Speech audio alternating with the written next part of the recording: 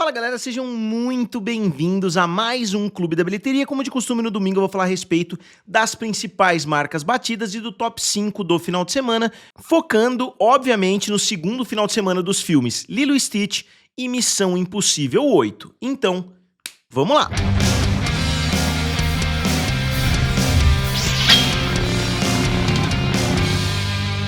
Então pessoal, eu sou o Felipe, aqui do canal Triplo F, também lá do canal Guerra dos Streamings, e obviamente Lilo e Stitch está se tornando um dos grandes fenômenos do ano de 2025, e o resultado do segundo final de semana foi muito bom. Não foi um resultado fenomenal, mas foi um resultado muito bom, como eu vou mostrar para vocês daqui a pouquinho.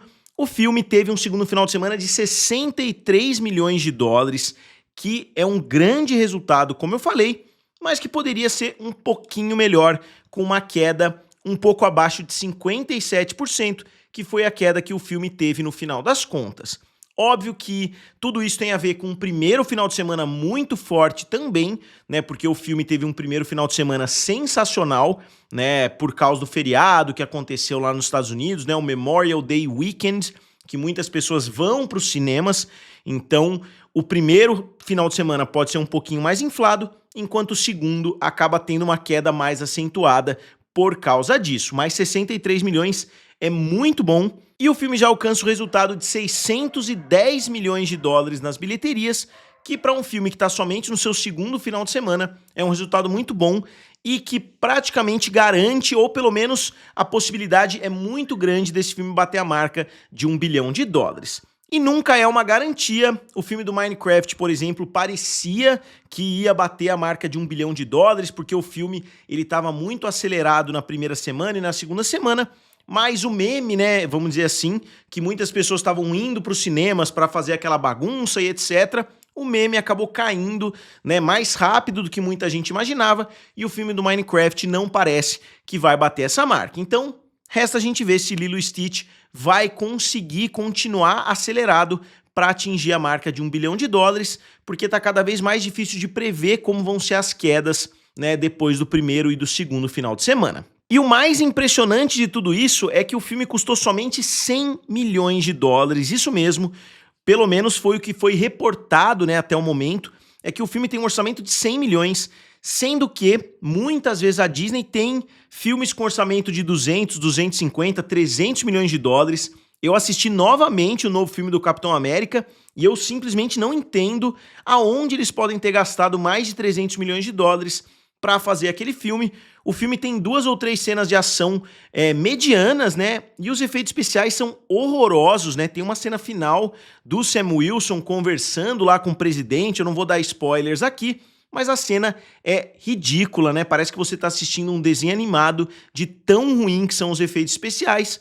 Então eu não sei como que um filme daquele custa 300 milhões e um filme como Lilo e Stitch custou somente 100, né? Eu tava vendo inclusive Wicked hoje, e é um filme que enche os olhos, né? Tem uma riqueza muito grande visual, mesmo que eu não tenha gostado tanto assim da história, mas a riqueza visual do filme é gigante, né? E o filme custou muito menos do que um filme como Capitão América Admirável Mundo Novo. Então realmente eu acho que eles têm que dar uma analisada bem a fundo, mas Lilo e Stitch já é um sinal positivo, lembrando que assim como Moana 2, Lilo e Stitch seria um lançamento exclusivo Disney Plus. Então o Bob Iger teve uma estratégia muito boa de pegar tudo que o Bob Chapek estava produzindo para ser lançado no Disney Plus e lançou na sala de cinema. Moana 2 bateu $1 bilhão e agora tem grandes chances de Lilo e Stitch bater também. Então isso mostra que ainda existe uma janela cinematográfica muito importante para esses filmes e que muitas empresas podem estar deixando de lado.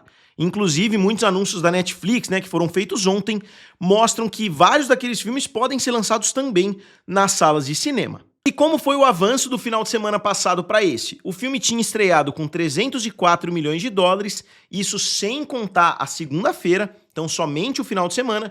Agora está com 610 milhões, então um avanço de 306 milhões de dólares. É sempre muito bom quando no decorrer da semana o filme consegue dobrar o valor que ele tinha feito no primeiro final de semana, e foi exatamente isso que aconteceu com Lilo e Stitch. O filme já é um enorme sucesso, justamente por causa do seu orçamento reduzido. E aqui o comparativo, né, entre a versão animada e a versão em live action. Lilo e Stitch em live action, né, de 2025, dando uma surra na animação, que foi uma animação relativamente grande, mas não chegou ao patamar, né, dos grandes clássicos da Disney.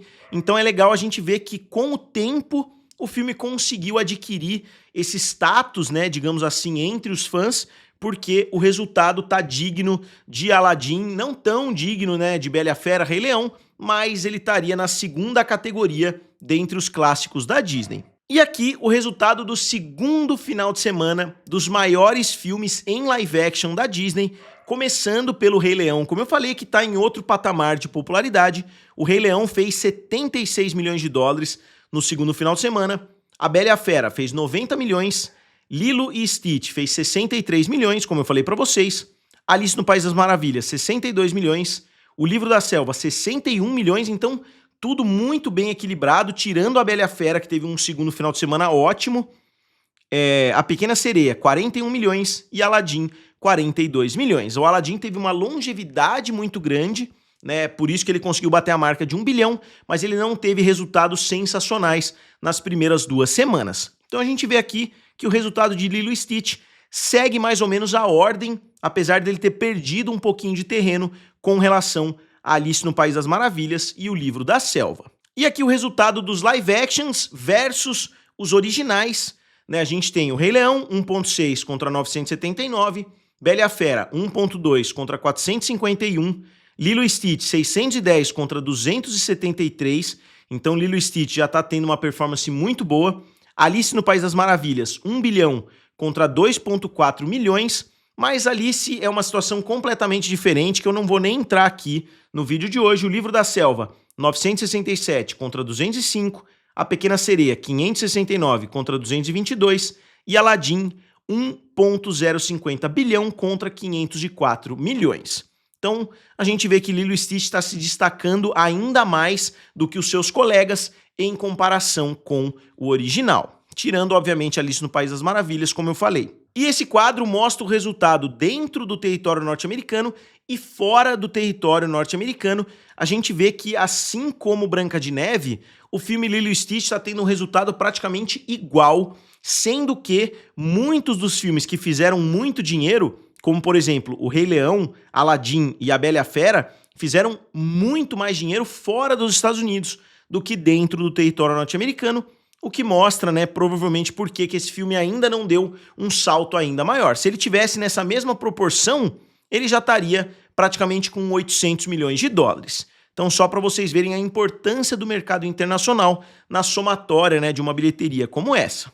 E pessoal, antes de continuar, tá tendo uma promoção bem legal lá na Amazon de Dia dos Namorados. Eu vou deixar o meu link aqui na descrição. Se vocês quiserem comprar algum item, né, se você quer comprar alguma coisa para sua namorada, para seu namorado, para sua esposa, né, para seu marido, é um final de semana, é uma época, né, bem interessante para comprar. Eu vou deixar um link aqui na descrição. Se vocês comprarem utilizando meu link, é uma forma bem legal de ajudar o canal e vocês não gastam um centavo a mais por isso. Eu já fiz várias compras aí nos últimos meses.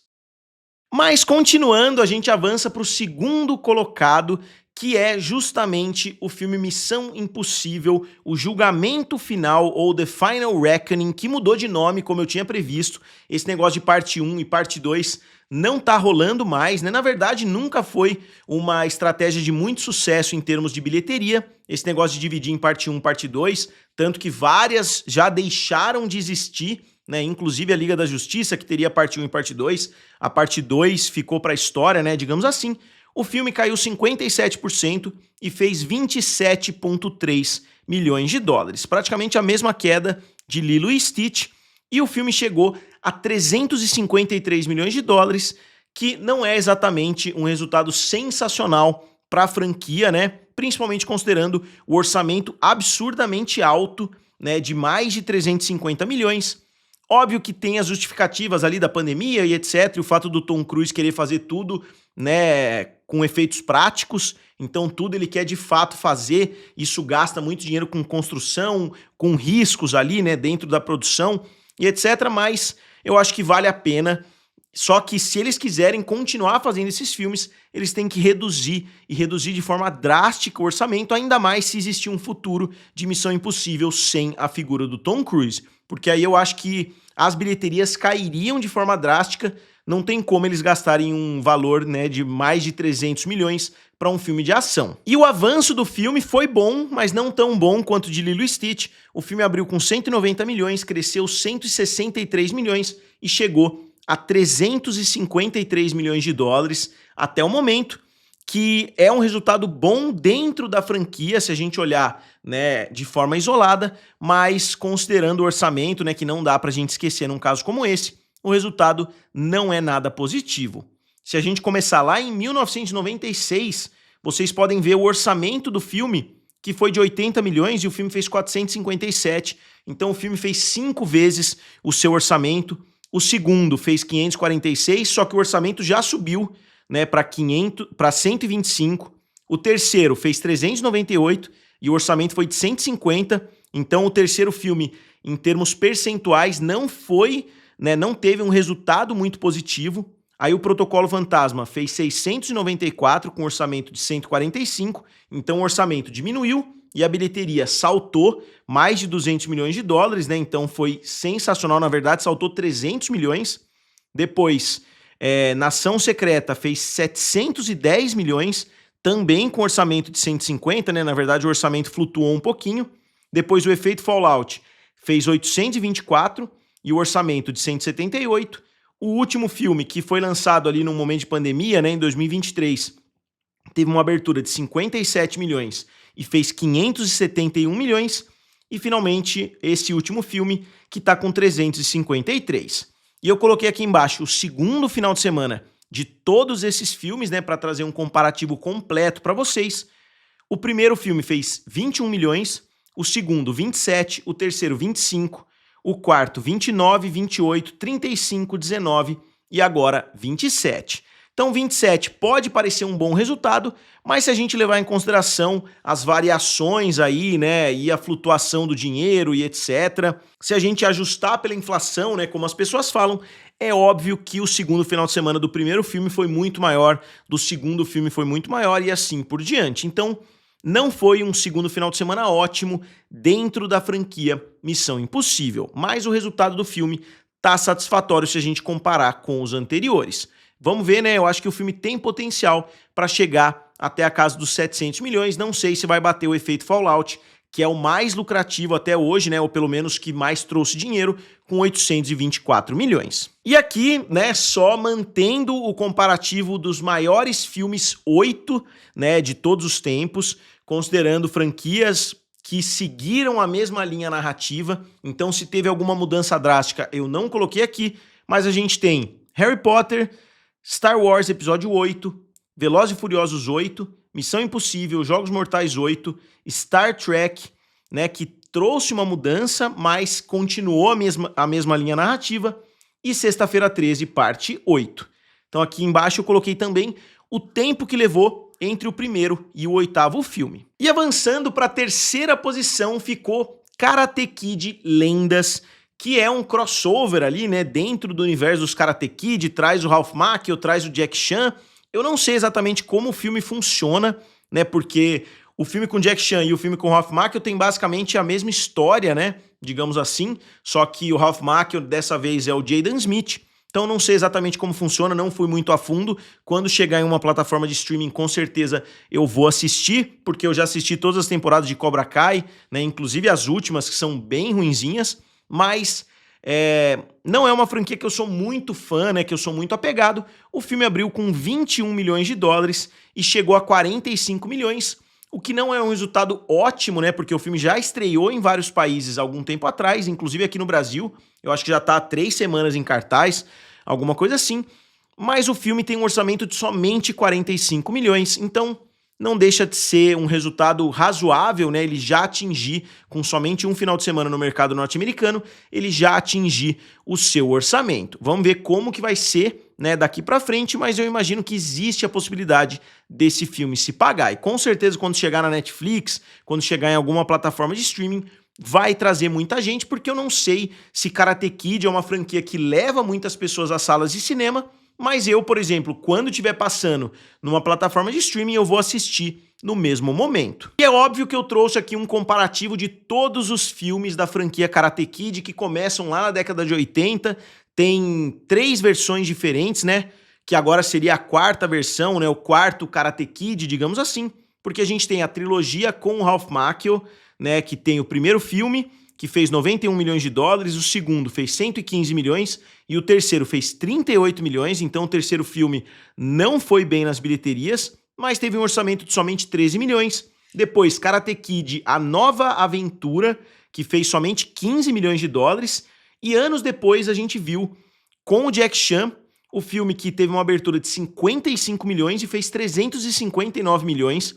Eu não entendo por que esse filme não teve uma sequência, porque o potencial era gigantesco, o filme fez quase 10 vezes o seu orçamento. Então, meio inexplicável, né, eles não terem dado continuidade para essa franquia. Eu sei que Cobra Kai veio depois, né, mas veio algum tempo depois, demorou para ganhar popularidade, começou como uma série do YouTube Red, que não fez muito sucesso, então não sei por que eles não trouxeram um filme antes. E agora a gente tem Karate Kid Lendas, que abriu com 21 milhões, e fez 47 milhões de dólares.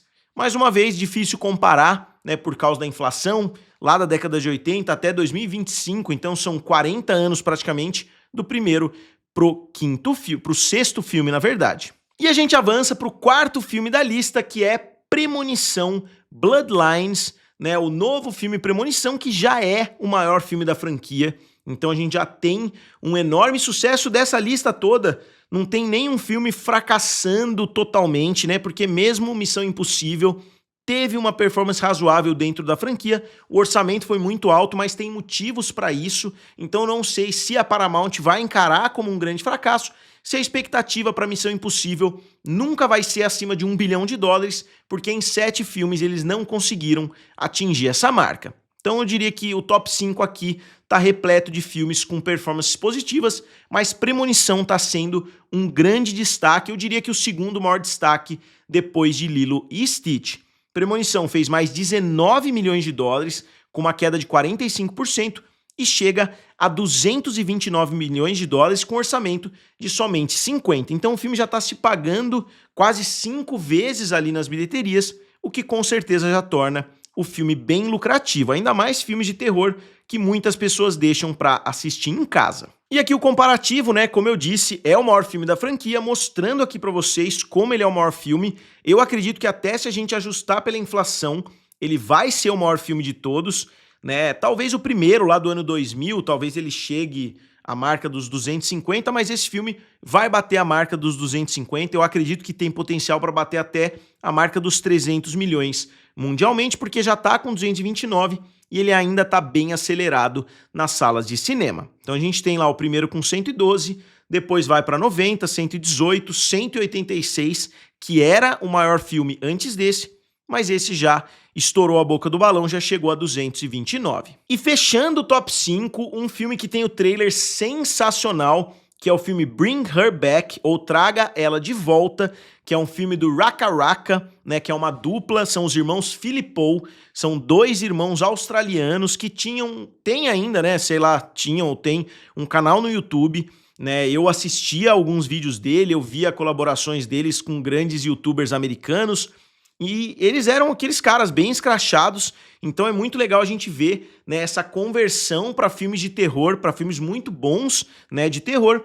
E o filme abriu com 7 milhões de dólares, é um filme da A24, e ele chega a 8 milhões, né, porque não tem uma abertura internacional muito forte, né, como é normal para os filmes da A24, e o orçamento de 20 milhões é bem mais salgado do que do primeiro filme, né, Talk to Me, que custou somente 4,5 milhões. Mas a estratégia da A24 é sempre diferenciada, então eu imagino que o filme vá se tornar um sucesso, né? Porque o filme está sendo muito querido aí, pelo menos por quem eu vi falando a respeito. E aqui o comparativo entre os dois filmes, né? Ó, o Talk to Me abriu com 10 milhões, esse abriu com 7, o que não é um bom sinal, né? Porque eles quintuplicaram ali praticamente o orçamento, né? O orçamento ficou 4, 5 vezes mais alto, e o resultado não correspondeu, né? Então o primeiro filme fez 91 milhões esse filme fez 8 milhões e o orçamento, como eu disse, aumentou de forma considerável. Eu não acho que esse filme vai chegar ao mesmo patamar do primeiro filme, mas já mostra que eles têm mais de uma ideia, não vão ser aqueles diretores